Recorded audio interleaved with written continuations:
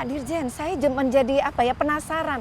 Mungkin Sobat Hijau juga penasaran, kenapa kok bisa ya pohon-pohon begitu dikuantifikasi dalam bentuk itu tadi, CO2 tadi. Nah, kira-kira Pak Dirjen apa yang harus dilakukan begitu ya? Kan tadi Pak Dirjen mengatakan ada yang namanya katakan hutan produksi yang khusus diproduksi, atau konservasi begitu ya, yang khusus dikonservasi, atau hutan alam. Nah, kira-kira apa saja yang dilakukan dalam konteks pengelolaan hutan tadi, Pak, sebagai tulang punggung tadi pengendalian perubahan iklim? Ya, karena kita sudah menetapkan tahun 2030 kita sudah mencapai net sink untuk karbon. Betul. Maka kita harus menyusun rencananya dan itu sudah dibuat. Ya. Nah, implementasinya kita tentunya berdasarkan rencana itu ada berbagai aksi mitigasi, ya, yang dituangkan dalam rencana operasional. Ya. Misalnya kita menerapkan teknik silvikultur intensif, ya, atau silin. Itu kan silin, sebenarnya sudah lama udah ada. Iya, Nah, ini mau kita dorong supaya hampir semua pengelolaan hutan alam itu pakai teknik silin gitu. Sehingga membantu pencapaian target tadi. Betul. Kemudian teknik yang terkait dengan reduce impact logging. Oke, reduce impact logging.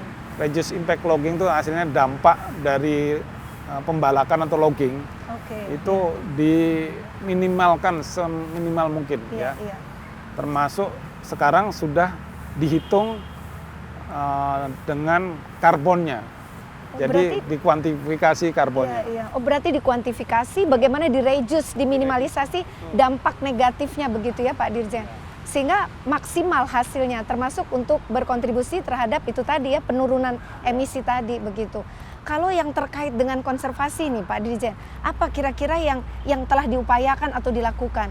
Bagaimana pengelolaan hutan yang didasarkan perlindungan begitu ya, supaya membantu juga target tadi, pengurangan emisi tadi. Walaupun di hutan produksi, di hutan kita bisa melakukan konservasi juga. Maksudnya, biar Sobat Hijau juga paham nih Pak Dirjen. Jadi bukan hanya semuanya kita tebang gitu. Betul, maksudnya dalam satu areal itu harus dialokasikan untuk konservasi. Yaitu melalui rehabilitasi hutan produksi dengan sistem rotasi. Ya. Kemudian ada yang disebut dengan pemulihan lingkungan atau restorasi ekosistem. Itu mungkin sudah dikenal ya, skema izin restorasi ekosistem masa lalu. Nah, sekarang kita kemas lagi dengan kebijakan baru yang disebut dengan multi usaha kehutanan. Nah, artinya dalam pengusahaan hutan itu bisa dilakukan penyesuaian kalau di dalam perjalanannya itu ternyata bisa mendorong mitigasi perubahan iklim melalui pengurangan emisi gas rumah kaca. Misalnya dengan skema izin jasa lingkungan. Oh, jasa lingkungan. Jadi khusus gitu ya? Khusus, difokuskan pada jasa pengelolaan lingkungan begitu Pak? Lingkungan.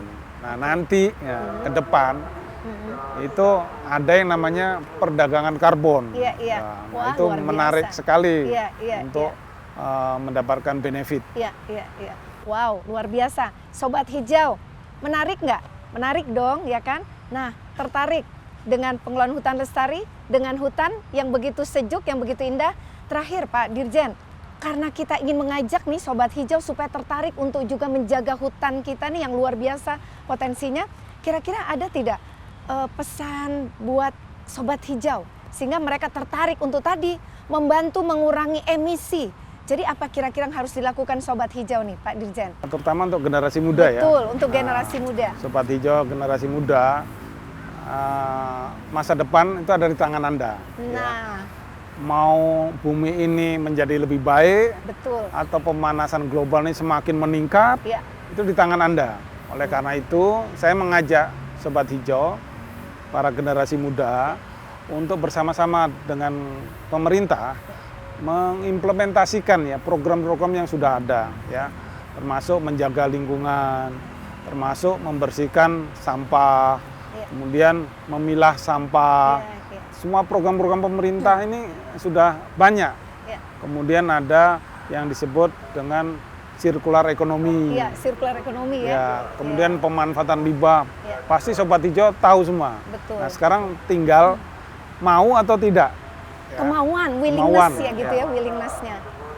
Kalau Sobat Hijau generasi muda mau dan memang harus untuk menjaga agar bumi ini tidak mengalami pemanasan global di atas 3 derajat Celcius, betul maka lakukanlah sekarang juga untuk menjaga bumi kita bersama-sama. Iya, alhamdulillah. Terima kasih Pak Dirjen, luar biasa.